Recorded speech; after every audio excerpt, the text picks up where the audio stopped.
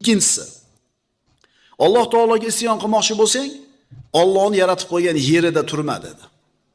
Hali odam aytdi, bu birinchisidan ham qiyin u.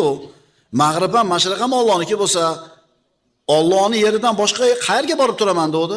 Ibrohim aytdi, ey inson, uni bergan rizqini yesang, uni yaratib qo'ygan yerida turgan bo'lsang, qanday qilib gunoh qilishga jur'at qilasan? Qanday gunohni o'zing ep bilasan dedi. Hali odam yo'q, ep ko'rmayman o'zimga. Uchinchisini ayting dedi.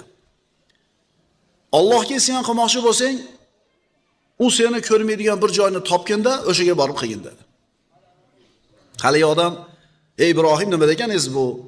Alloh taolo hamma sirdan xabardor bo'lsa, qalbdan kechayotgan narsani bilib tursa, biror narsa Allohdan maxfiy bo'lmasa, qanday qilaman bu ishni deganida, ey odam bolasi dedi.